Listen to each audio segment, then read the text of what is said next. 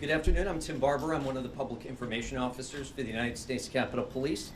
The entire Capitol Police Board is here today in what I think you could say is an unprecedented news conference. And the reason they're here is to talk about the many things that have been done over the last year to secure the Capitol complex, as well as protect our democratic process. Chief Manger is going to make a statement, and then we're going to open it up for a few questions. We're joined by the House Sergeant at Arms, General William Walker, who is also the chair of the Capitol Police Board, Senate Sergeant at Arms, General Karen Gibson, Architect of the Capitol, Brett Blanton, and of course, U.S. Capitol Police Chief Tom Manger. Here's Chief Manger.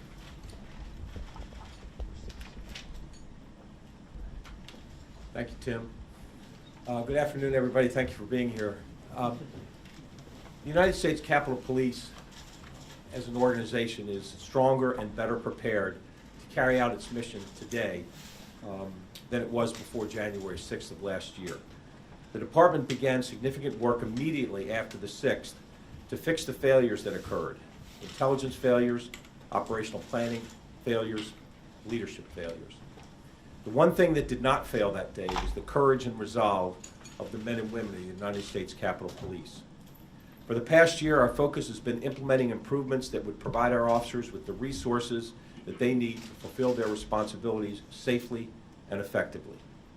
Since the attack on the Capitol, there have been nearly a dozen reports offering over 100 recommendations on needed improvements and reforms. To date, we have completed or addressed over 90 of those recommendations. And when I say completed, that means we've implemented the recommendations. When I say we've addressed them, that is that we have a detailed plan in place to implement, but we're not fully completed yet with that recommendation. So the work continues. Let me list some of the major improvements that we've made over the past year. We've improved the way that we gather, analyze, share, and use and disseminate intelligence. We've brought on an operational planning expert from the United States Secret Service to develop a blueprint for handling large events with a focus on intelligence, assets, and coordination both internally and with our outside partners as well. We've done massive joint exercises ahead of major events. We now conduct in-person briefings for uniformed officers prior to the major events. We've provided cell phones to every one of our police officers so that they get daily intelligence reports, daily operational information on their phone every day. We've developed a formalized process to request and receive assistance from partnering law enforcement agencies from around the region. We've ordered additional equipment for our civil disturbance unit officers, as well as we've conducted exercises with the National Guard and other police agencies. We've expanded our officer safety and wellness initiatives, including a peer support program, support dogs, and trauma-informed care specialists. And we've instituted a new external communication plan to improve our public information office and the speed and accuracy with which we release information.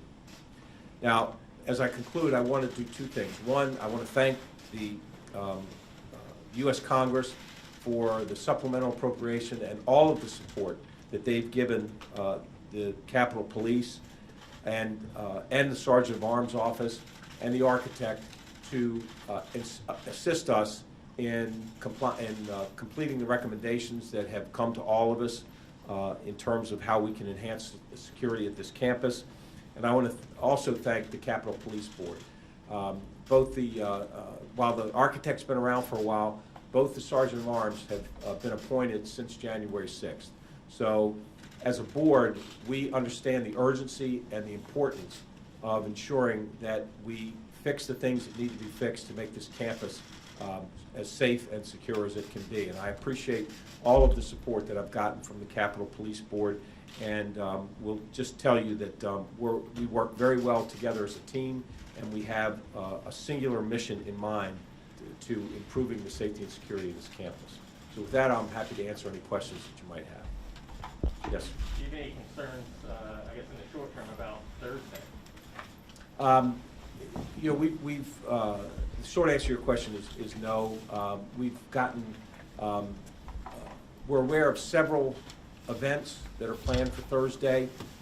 Most of them aren't of much concern to us. There's no intelligence that indicates that that there would be any problems.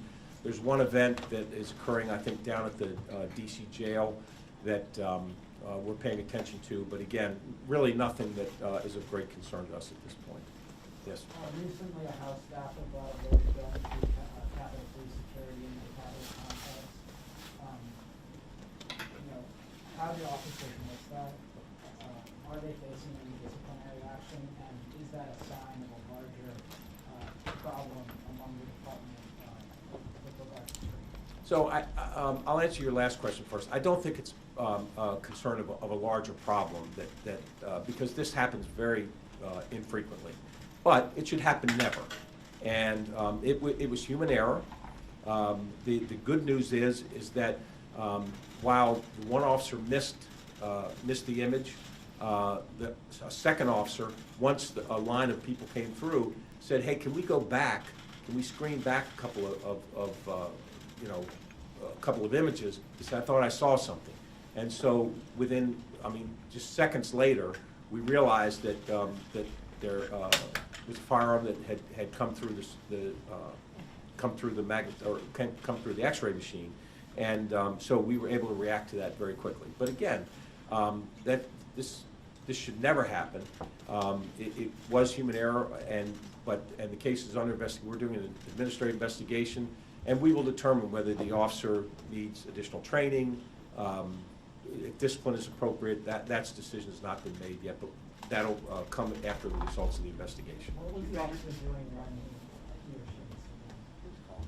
There were, that'll be part of the investigation to determine why the image was And missed. are they currently working for the department? Hey, Chris, we They're still working for the department, yes. We got to Yes, spread it ma'am. out to the rest of the room. Chief, can I just have you respond to criticism from the chair of the police union about using contract employees, private contractors to help fill in the gaps because you're short about 400 officers? Just respond to that, especially because he calls it a recipe for disaster.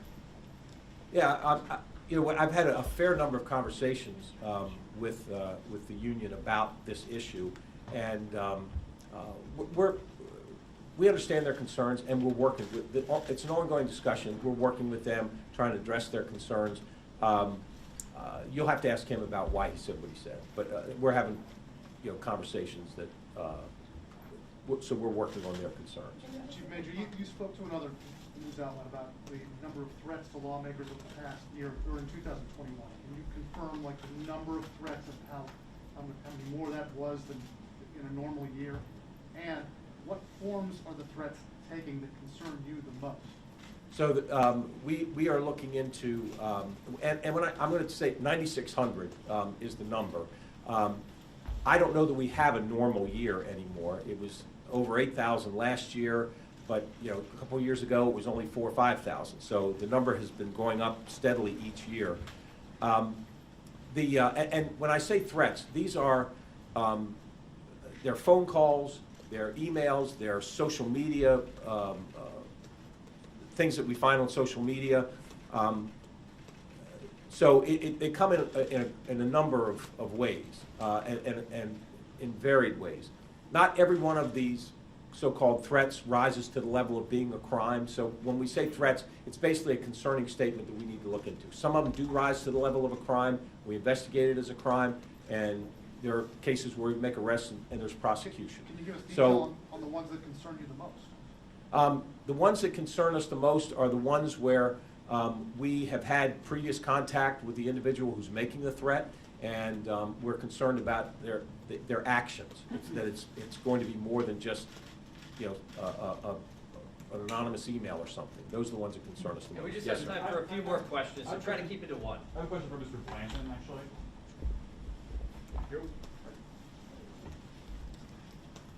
Congress appropriated $300 million or so for physical security improvements to the Capitol. How has that money been spent? So that, currently, we're in, the money was appropriated for upgrades to windows and for camera systems. The windows are under design right now. You'll see the installation will start in the spring. The reason it's starting then is because it's weather dependent on when we can do it. You need to have above freezing temperatures. So none of those physical security improvements have been made so far? They're under design right now. That's everything? Windows, doors? No, that's a different question. Well, There have been physical security improvements that have occurred on campus. We have spent significant effort of reinforcing the doors, both exterior and interior. The windows that were damaged, including the stronger windows, those have been repaired already.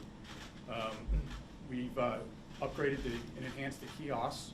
We've done enhanced security lighting and electrical systems around the Capitol for detection. So there's been significant upgrades that have occurred over this past year. Those were outside of the $300 million. $300 million was narrowly focused on windows and cameras. Let me ask All you. right, we got time for 2 more questions.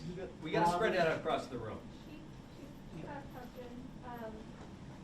On the Capitol Police Union yesterday pointed out some testimony from the Capitol Police Inspector General in December that said that only a third of the working report recommendations for reduced security had been implemented. That seems different than what you said. No, it's not. It's absolutely consistent with what the Inspector General said. It's now actually 34 or 35 that have been finished, that are actually implemented. But there's 60 others that are in progress, that the Inspector General has acknowledged that there's a plan in place. The plan just has not been completed. So basically, we've addressed over 90 of the 103 recommendations, but only 34 are completed, but 90 have been addressed. And if January 6th happens today, is the Capitol strong enough to withstand? I believe it is, yes. All right, one more question? General Walker? I got a question for General Walker. So the committee investigating January 6th released documents showing that Mark Meadows said in a January 5th email, the National Guard was on standby to protect pro-Trump people. Do you have any response to that? And what would have given the Chief of Staff that impression? Your guess is as good as mine, but the National Guard was never on standby to protect anybody pro-Trump or anti-Trump. You know, what we were doing on January 5th was the mission that the mayor of the District of Columbia requested us to do, and that was approved by the Secretary of the Army. Thank you. You're welcome. Thank you for the question. Yes, Just a follow-up question. You outlined many of the reforms that are underway. In your view, what do you think are some of the most significant of those reforms to you, the ones that really you think will make the biggest difference as we move forward? There was no question in my mind, looking at all of the recommendations, that intelligence, operational planning, and getting our civil disturbance unit up to where it needs to be were the 3 biggest issues, and those are the ones that we worked on first, and those are the ones that frankly are largely completed. Thank you all very much. Appreciate it.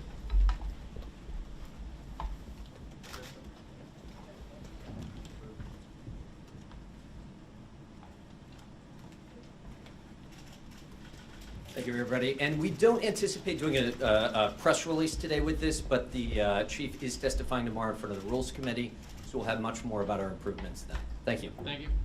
Tim, do you plan to put out his testimony ahead of time?